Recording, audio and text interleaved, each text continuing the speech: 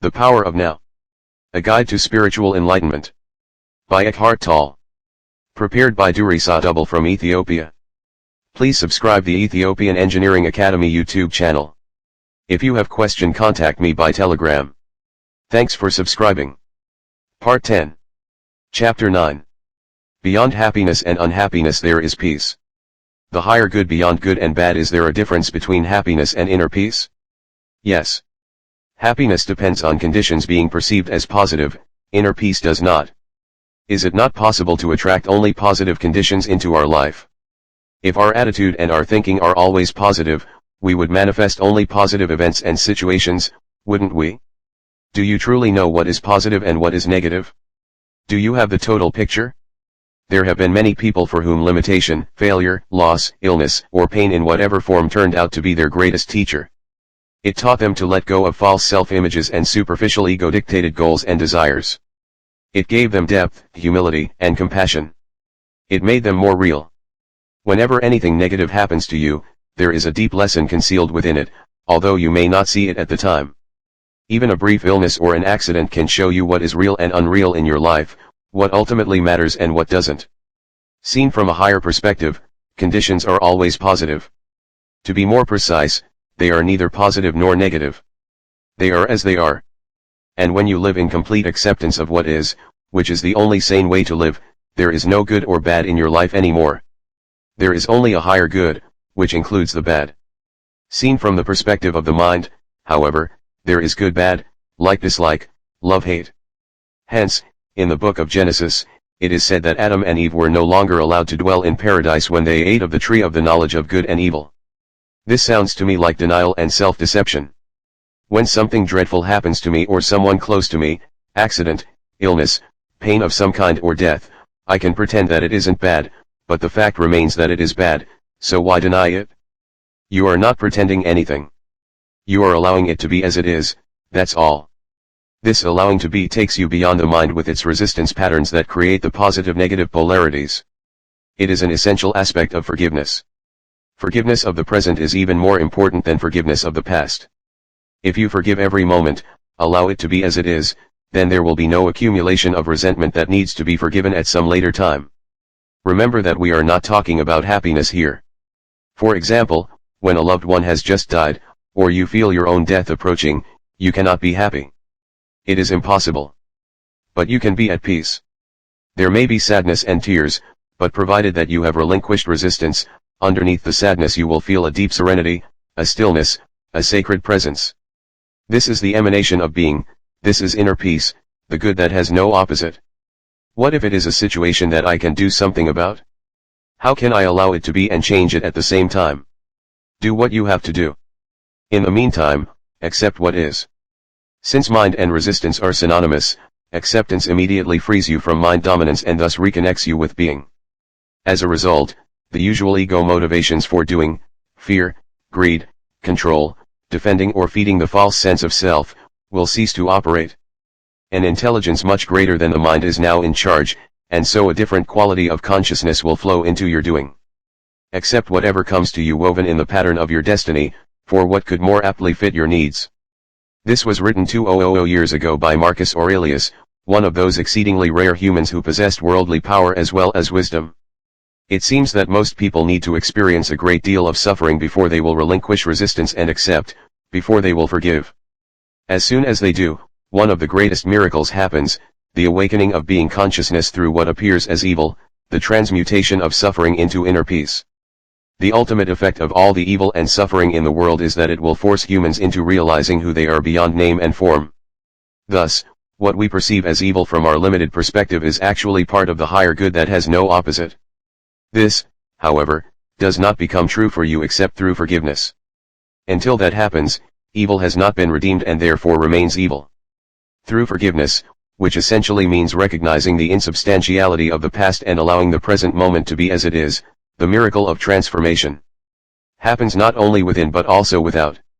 A silent space of intense presence arises both in you and around you. Whoever or whatever enters that field of consciousness will be affected by it, sometimes visibly and immediately, sometimes at deeper levels with visible changes appearing at a later time. You dissolve discord, heal pain, dispel unconsciousness, without doing anything, simply by being and holding that frequency of intense presence. The end of your life drama in that state of acceptance and inner peace, even though you may not call it bad, can anything still come into your life that would be called bad from a perspective of ordinary consciousness? Most of the so-called bad things that happen in people's lives are due to unconsciousness. They are self-created, or rather ego-created. I sometimes refer to those things as drama. When you are fully conscious, drama does not come into your life anymore. Let me remind you briefly how the ego operates and how it creates drama. Ego is the unobserved mind that runs your life when you are not present as the witnessing consciousness, the watcher. The ego perceives itself as a separate fragment in a hostile universe, with no real inner connection to any other being, surrounded by other egos which it either sees as a potential threat or which it will attempt to use for its own ends. The basic ego patterns are designed to combat its own deep-seated fear and sense of lack. They are resistance, control, power, greed, defense, attack. Some of the ego's strategies are extremely clever, yet they never truly solve any of its problems, simply because the ego itself is the problem. When egos come together, whether in personal relationships or in organizations or institutions, bad things happen sooner or later, drama of one kind or another, in the form of conflict, problems, power struggles, emotional or physical violence, and so on. This includes collective evils such as war, genocide, and exploitation, all due to masked unconsciousness. Furthermore, many types of illness are caused by the ego's continuous resistance, which creates restrictions and blockages in the flow of energy through the body. When you reconnect with being and are no longer run by your mind, you cease to create those things. You do not create or participate in drama anymore. Whenever two or more egos come together, drama of one kind or another ensues. But even if you live totally alone, you still create your own drama. When you feel sorry for yourself, that's drama. When you feel guilty or anxious, that's drama. When you let the past or future obscure the present, you are creating time, psychological time. The stuff out of which drama is made. Whenever you are not honoring the present moment by allowing it to be, you are creating drama. Most people are in love with their particular life drama. Their story is their identity. The ego runs their life. They have their whole sense of self invested in it. Even their usually unsuccessful search for an answer, a solution, or for healing becomes part of it. What they fear and resist most is the end of their drama. As long as they are their mind, what they fear and resist most is their own awakening. When you live in complete acceptance of what is, that is the end of all drama in your life. Nobody can even have an argument with you, no matter how hard he or she tries. You cannot have an argument with a fully conscious person. An argument implies identification with your mind and a mental position, as well as resistance and reaction to the other person's position. The result is that the polar opposites become mutually energized. These are the mechanics of unconsciousness. You can still make your point clearly and firmly, but there will be no reactive force behind it, no defense or attack. So it won't turn into drama. When you are fully conscious, you cease to be in conflict. No one who is at one with himself can even conceive of conflict, states A Course in Miracles. This refers not only to conflict with other people but more fundamentally to conflict within you, which ceases when there is no longer any clash between the demands and expectations of your mind and what is. Impermanence and the cycles of life, however, as long as you are in the physical dimension and linked to the collective human psyche, physical pain, although rare, is still possible. This is not to be confused with suffering, with mental emotional pain. All suffering is ego-created and is due to resistance. Also, as long as you are in this dimension, you are still subject to its cyclical nature and to the law of impermanence of all things, but you no longer perceive this as bad, it just is. Through allowing the isness of all things, a deeper dimension underneath the play of opposites reveals itself to you as an abiding presence, an unchanging deep stillness, an uncaused joy beyond good and bad. This is the joy of being, the peace of God. On the level of form, there is birth and death, creation and destruction, growth and dissolution, of seemingly separate forms. This is reflected everywhere, in the life cycle of a star or a planet, a physical body, a tree, a flower, in the rise and fall of nations, political systems, civilizations, and in the inevitable cycles of gain and loss in the life of an individual. There are cycles of success, when things come to you and thrive, and cycles of failure, when they wither or disintegrate and you have to let them go in order to make room for new things to arise, or for transformation to happen. If you cling and resist at that point, it means you are refusing to go with the flow of life, and you will suffer. It is not true that the up cycle is good and the down cycle bad, except in the mind's judgment. Growth is usually considered positive, but nothing can grow forever. If growth, of whatever kind, were to go on and on, it would eventually become monstrous and destructive. Dissolution is needed for new growth to happen. One cannot exist without the other. The down cycle is absolutely essential for spiritual realization. You must have failed deeply on some level or experienced some deep loss or pain to be drawn to the spiritual dimension. Or perhaps your very success became empty and meaningless and so turned out to be failure. Failure lies concealed in every success, and success in every failure. In this world, which is to say on the level of form, everybody fails sooner or later, of course, and every achievement eventually comes to naught. All forms are impermanent. You can still be active and enjoy manifesting and creating new forms and circumstances, but you won't be identified with them. You do not need them to give you a sense of self. They are not your life, only your life situation. Your physical energy is also subject to cycles. It cannot always be at a peak. There will be times of low as well as high energy. There will be periods when you are highly active and creative, but there may also be times when everything seems stagnant, when it seems that you are not getting anywhere, not achieving anything.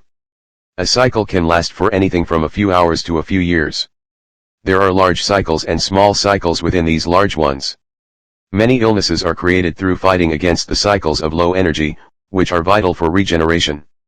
The compulsion to do, and the tendency to derive your sense of self-worth and identity from external factors such as achievement, is an inevitable illusion as long as you are identified with the mind. This makes it hard or impossible for you to accept the low cycles and allow them to be.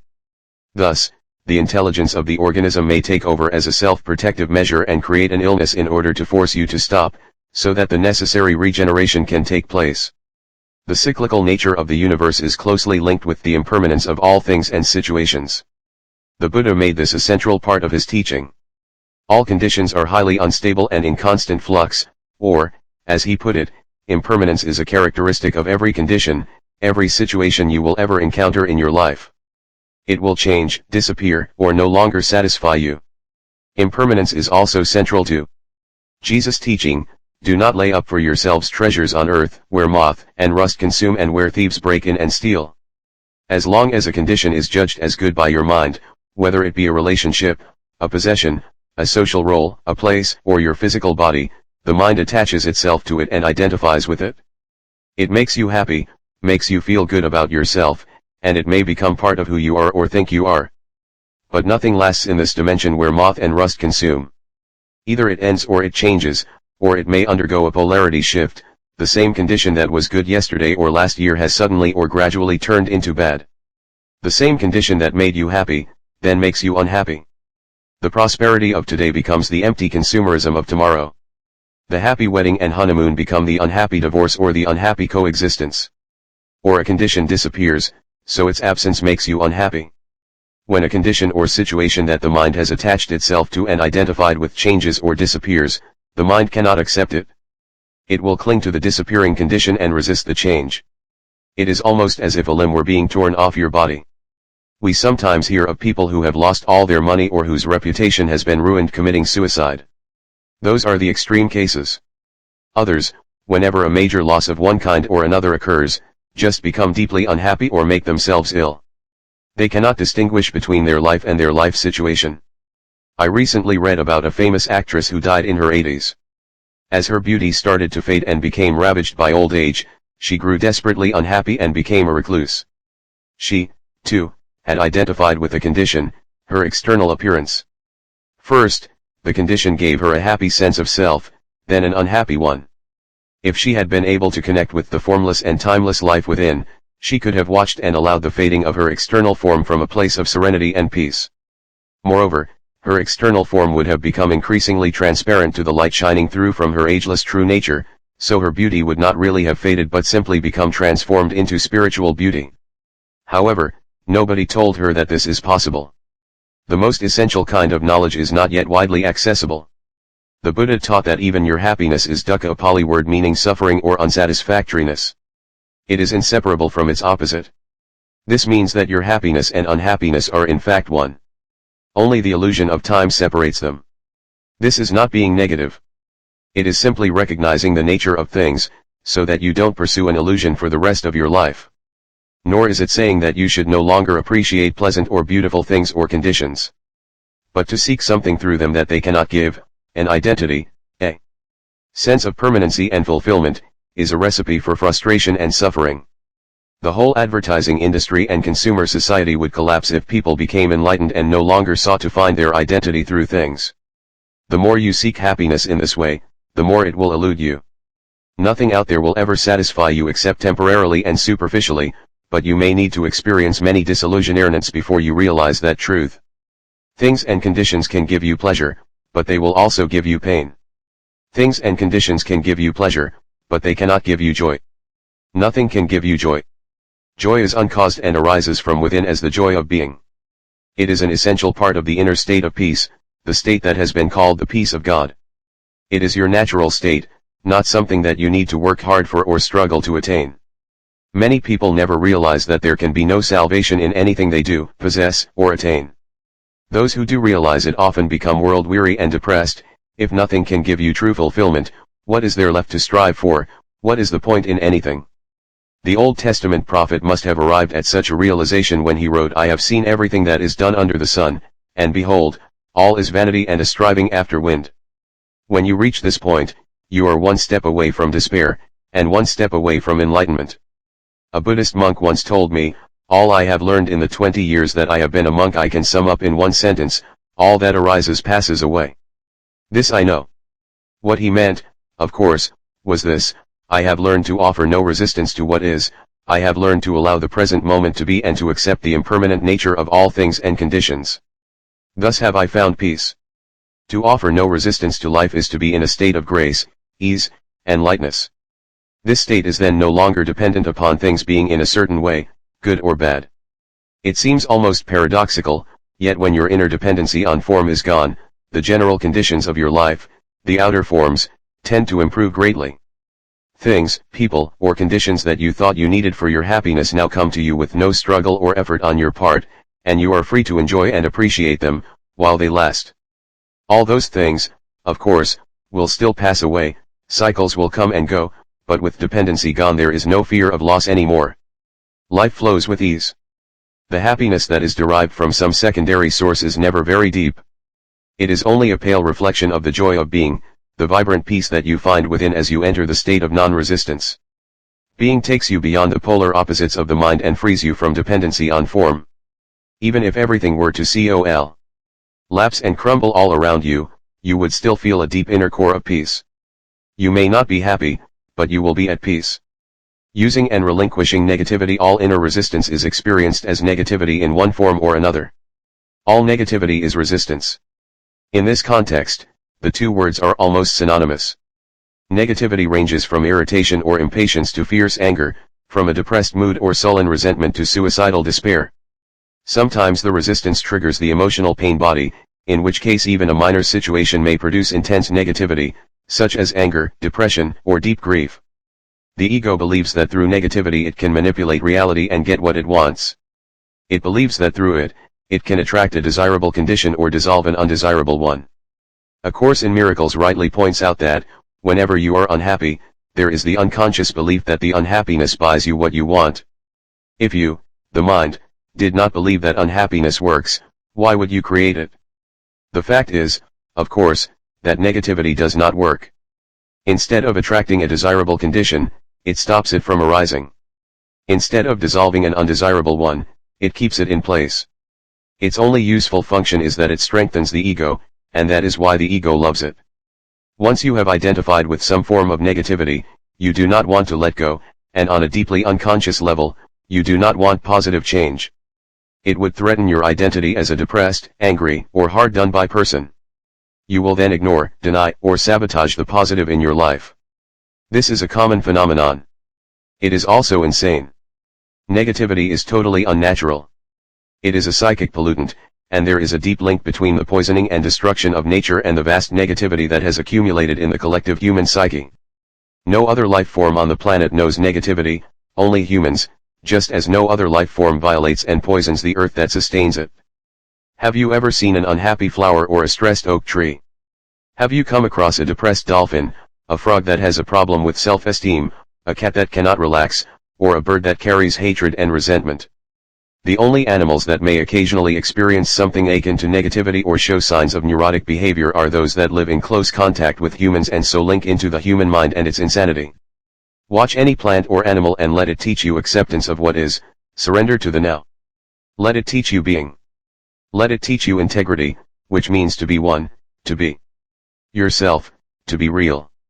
Let it teach you how to live and how to die, and how not to make living and dying into a problem. I have lived with several Zen masters, all of them cats. Even ducks have taught me important spiritual lessons. Just watching them is a meditation. How peacefully they float along, at ease with themselves, totally present in the now, dignified and perfect as only a mindless creature can be. Occasionally, however, two ducks will get into a fight, sometimes for no apparent reason, or because one duck has strayed into another's private space. The fight usually lasts only for a few seconds, and then the ducks separate, swim off in opposite directions, and vigorously flap their wings a few times. They then continue to swim on peacefully as if the fight had never happened. When I observed that for the first time, I suddenly realized that by flapping their wings they were releasing surplus energy, thus preventing it from becoming trapped in their body and turning into negativity. This is natural wisdom, and it is easy for them because they do not have a mind that keeps the past alive unnecessarily and then builds an identity around it. Couldn't a negative emotion also contain an important message? For example, if I often feel depressed, it may be a signal that there is something wrong with my life, and it may force me to look at my life situation and make some changes. So I need to listen to what the emotion is telling me and not just dismiss it as negative. Yes, recurring negative emotions do sometimes contain a message, as do illnesses. But any changes that you make, whether they have to do with your work, your relationships, or your surroundings, are ultimately only cosmetic unless they arise out of a change in your level of consciousness. And as far as that is concerned, it can only mean one thing, becoming more present. When you have reached a certain degree of presence, you don't need negativity anymore to tell you what is needed in your life situation. But as long as negativity is there, use it. Use it as a kind of signal that reminds you to be more present. How do we stop negativity from arising, and how do we get rid of it once it is there? As I said, you stop it from arising by being fully present. But don't become discouraged. There are as yet few people on the planet who can sustain a state of continuous presence, although some are getting close to it. Soon, I believe, there will be many more. Whenever you notice that some form of negativity has arisen within you, look on it not as a failure, but as a helpful signal that is telling you, wake up. Get out of your mind. Be present. There is a novel by Aldous Huxley called Island, written in his later years when he became very interested in spiritual teachings. It tells the story of a man shipwrecked on a remote island cut off from the rest of the world. This island contains a unique civilization. The unusual thing about it is that its inhabitants, unlike those of the rest of the world, are actually sane. The first thing that the man notices are the colorful parrots perched in the trees, and they seem to be constantly croaking the words attention. Here and now. Attention. Here and now. We later learn that the islanders taught them these words in order to be reminded continuously to stay present. So whenever you feel negativity arising within you, whether caused by an external factor, a thought, or even nothing in particular that you are aware of, look on it as a voice saying attention. Here and now. Wake up. Even the slightest irritation is significant and needs to be acknowledged and looked at, otherwise, there will be a cumulative build-up of unobserved reactions. As I said before, you may be able to just drop it once you realize that you don't want to have this energy field inside you and that it serves no purpose. But then make sure that you drop it completely. If you cannot drop it, just accept that it is there and take your attention into the feeling, as I pointed out earlier. As an alternative to dropping a negative reaction, you can make it disappear by imagining yourself becoming transparent to the external cause of the reaction. I recommend that you practice it with little, even trivial, things first. Let's say that you are sitting quietly at home. Suddenly, there is the penetrating sound of a car alarm from across the street. Irritation arises. What is the purpose of the irritation? None whatsoever. Why did you create it? You didn't. The mind did. It was totally automatic, totally unconscious. Why did the mind create it? Because it holds the unconscious belief that its resistance, which you experience as negativity or unhappiness in some form, will somehow dissolve the undesirable condition. This, of course, is a delusion. The resistance that it creates, the irritation or anger in this case, is far more disturbing than the original cause that it is attempting to dissolve. All this can be transformed into spiritual practice. Feel yourself becoming transparent, as it were, without the solidity of a material body. Now allow the noise, or whatever causes a negative reaction, to pass right through you. It is no longer hitting a solid wall inside you. As I said, practice with little things first. The car alarm, the dog barking, the children screaming, the traffic jam. Instead of having a wall of resistance inside you that gets constantly and painfully hit by things that should not be happening, let everything pass through you. Somebody says something to you that is rude or designed to hurt. Instead of going into unconscious reaction and negativity, such as attack, defense, or withdrawal, you let it pass right through you. Offer no resistance. It is as if there is nobody there to get hurt anymore. That is forgiveness. In this way, you become invulnerable. You can still tell that person that his or her behavior is unacceptable, if that is what you choose to do. But that person no longer has the power to control your inner state. You are then in your power, not in someone else's, nor are you run by your mind. Whether it is a car alarm, a rude person, a flood, an earthquake, or the loss of all your possessions, the resistance mechanism is the same.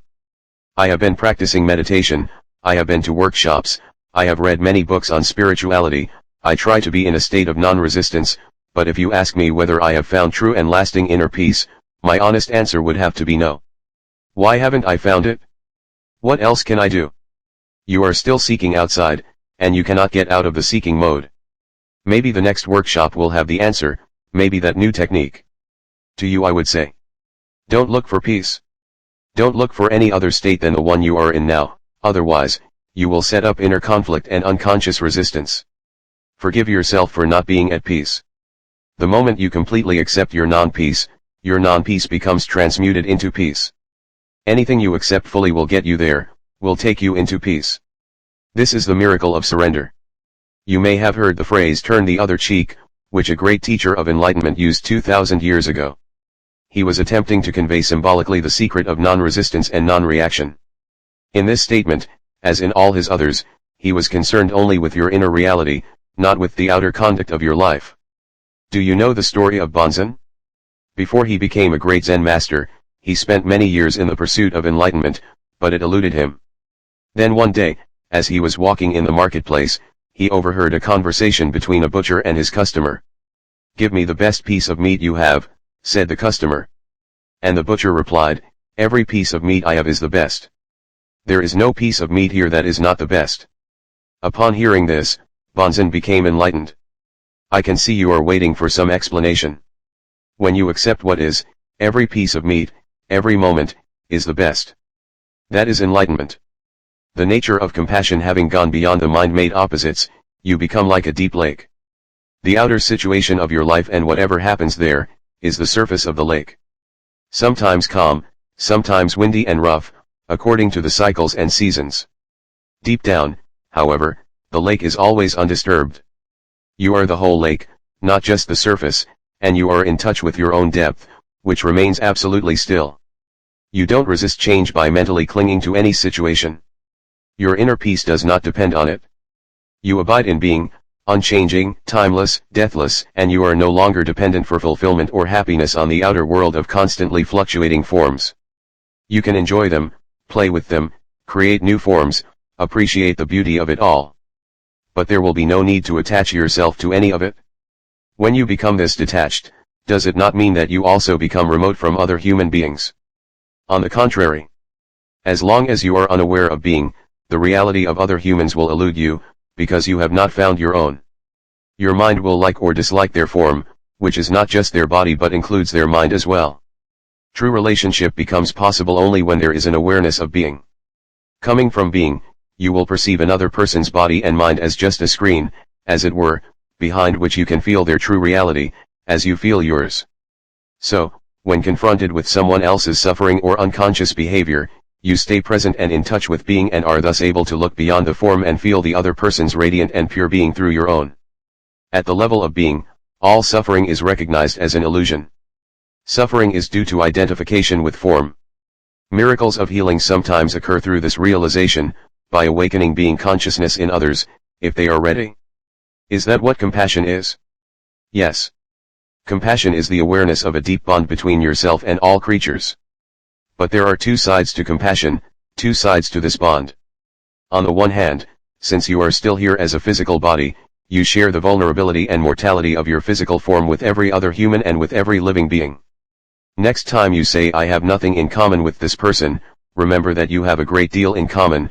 A few years from now, 2 years or 70 years, it doesn't make much difference, both of you will have become rotting corpses, then piles of dust, then nothing at all. This is a sobering and humbling realization that leaves little room for pride. Is this a negative thought? No, it is a fact. Why close your eyes to it? In that sense, there is total equality between you and every other creature. One of the most powerful spiritual practices is to meditate deeply on the mortality of physical forms, including your own. This is called, die before you die. Go into it deeply. Your physical form is dissolving, is no more. Then a moment comes when all mind forms or thoughts also die. Yet you are still there, the divine presence that you are. Radiant, fully awake. Nothing that was real ever died, only names, forms, and illusions. The realization of this deathless dimension, your true nature, is the other side of compassion. On a deep feeling level, you now recognize not only your own immortality but through your own that of every other creature as well. On the level of form, you share mortality and the precariousness of existence. On the level of being, you share eternal, radiant life. These are the two aspects of compassion. In compassion, the seemingly opposite feelings of sadness and joy merge into one and become transmuted into a deep inner peace. This is the peace of God. It is one of the most noble feelings that humans are capable of, and it has great healing and transformative power. But true compassion, as I have just described it, is as yet rare. To have deep empathy for the suffering of another being certainly requires a high degree of consciousness but represents only one side of compassion. It is not complete. True compassion goes beyond empathy or sympathy.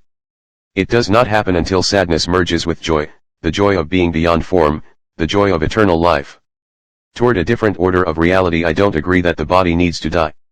I am convinced that we can achieve physical immortality. We believe in death and that's why the body dies. The body does not die because you believe in death. The body exists, or seems to, because you believe in death. Body and death are part of the same illusion, created by the ego mode of consciousness, which has no awareness of the source of life and sees itself as separate and constantly under threat. So it creates the illusion that you are a body, a dense, physical vehicle that is constantly under threat. To perceive yourself as a vulnerable body that was born and a little later dies, that's the illusion. Body and death, one illusion. You cannot have one without the other. You want to keep one side of the illusion and get rid of the other, but that is impossible.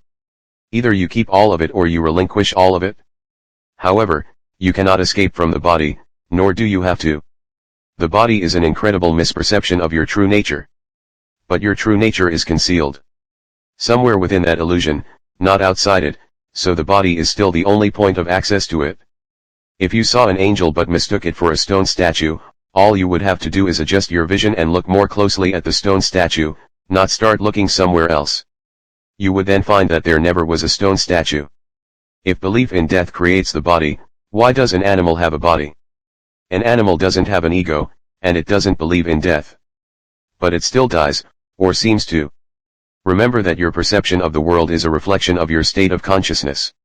You are not separate from it, and there is no objective world out there.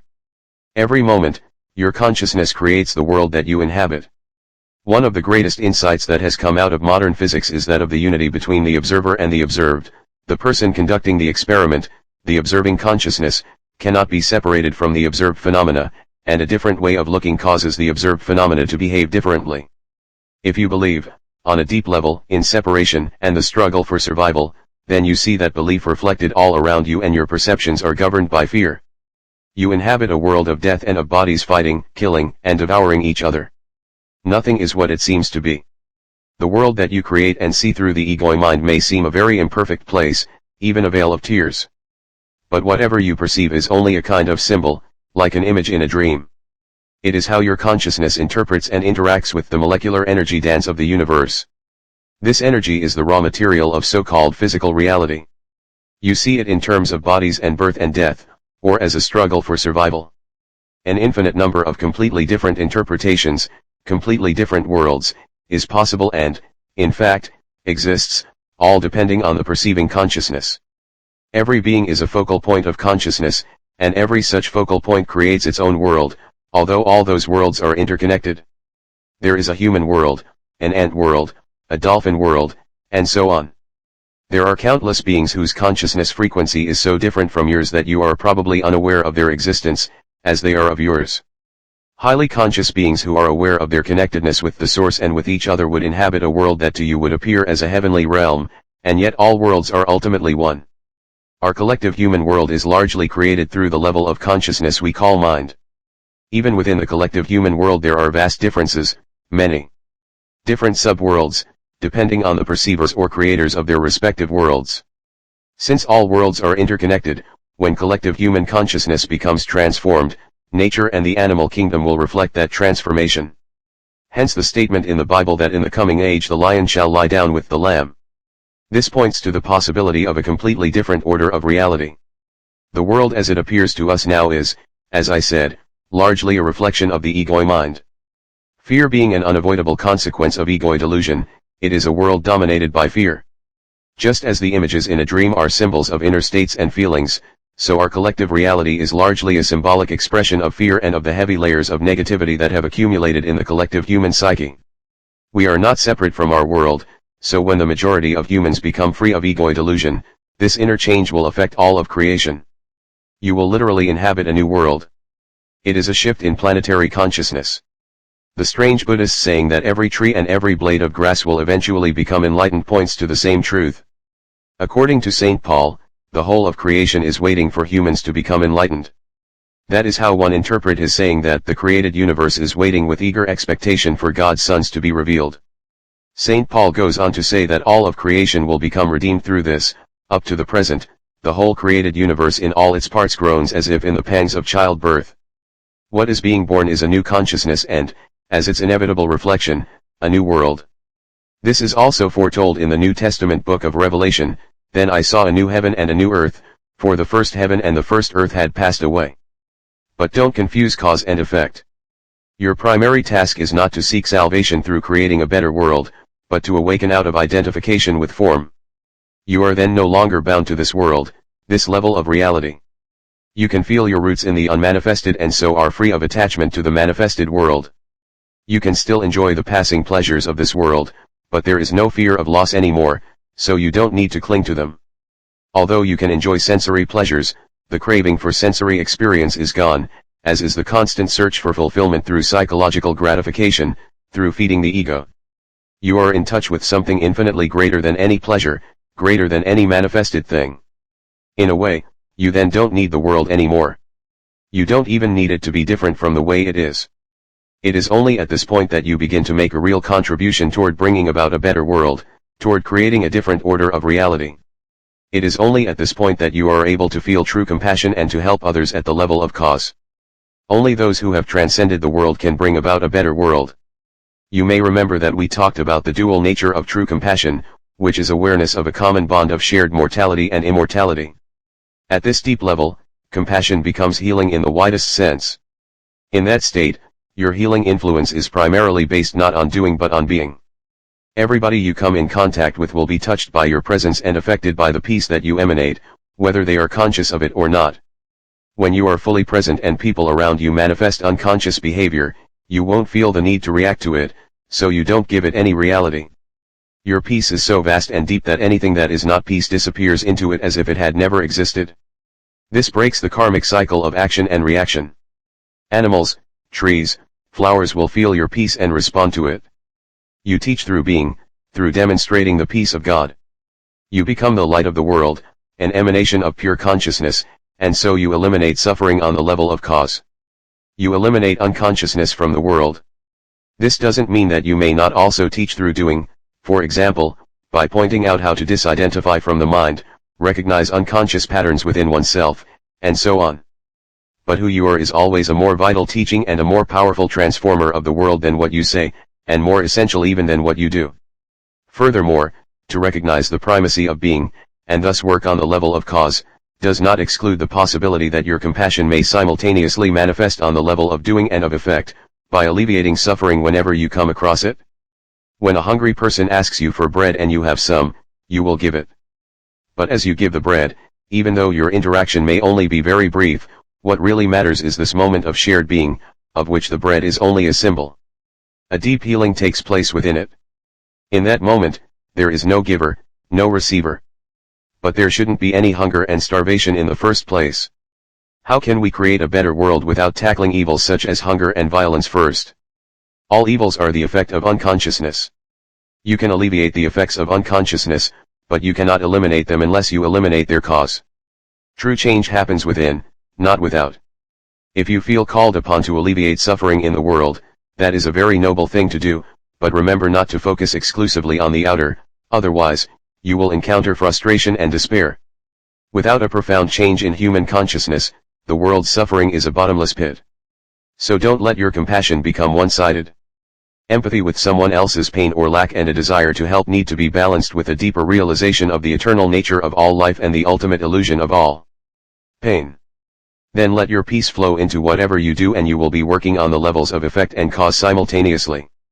This also applies if you are supporting a movement designed to stop deeply unconscious humans from destroying themselves, each other, and the planet, or from continuing to inflict dreadful suffering on other sentient beings. Remember, just as you cannot fight the darkness, so you cannot fight unconsciousness. If you try to do so, the polar opposites will become strengthened and more deeply entrenched. You will become identified with one of the polarities, you will create an enemy, and so be drawn into unconsciousness yourself. Raise awareness by disseminating information, or at the most, practice passive resistance. But make sure that you carry no resistance within, no hatred, no negativity. Love your enemies, said Jesus, which, of course, means have no enemies.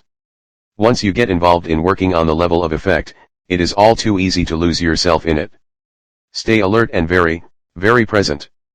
The causal level needs to remain your primary focus, the teaching of enlightenment your main purpose, and peace your most precious gift to the world.